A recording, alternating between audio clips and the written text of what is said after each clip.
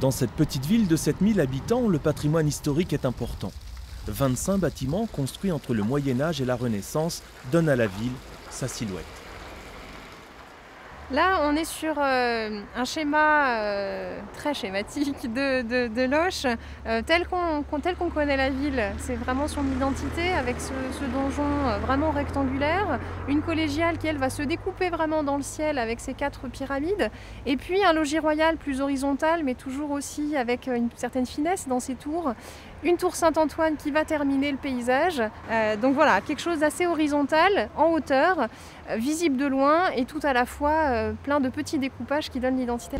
On est ici à un point de jonction entre les 3 enceintes qui forment aujourd'hui la ville de Loches. L'enceinte, c'est juste au-dessus de moi, de la citadelle, la ville haute, avec la partie militaire.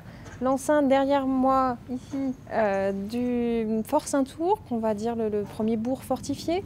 Et puis là où on est, après le fossé dans lequel on se trouve en fait ici, c'est la ville basse qui va arriver un petit peu après et qui va être entourée elle-même aussi de sa propre enceinte. Donc trois points de la ville qui se retrouvent ici. Au XIIIe siècle, la cité devient ville royale et elle le restera jusqu'à la Révolution. Autour de la citadelle s'installe alors la ville basse, elle-même entourée d'une enceinte fortifiée. Au fil des siècles, et jusqu'à la Renaissance, les rois embelliront la cité de bâtiments de caractère. Ce qui fait le paysage de Loches, c'est aussi son identité, c'est aussi les matériaux et les couleurs qu'il compose. On a 3 matériaux principaux.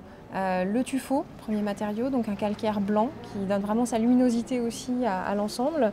On a également l'ardoise, qui est un des 2 matériaux principaux des toits, et la tuile. Labellisée ville d'art et d'histoire, forte de son intérêt touristique, Loches se doit de conserver son patrimoine. Seulement, entretenir autant de bâtiments classés ou inscrits suppose des moyens. Jusqu'alors, l'État, la région et parfois l'Europe intervenaient à hauteur de 80%.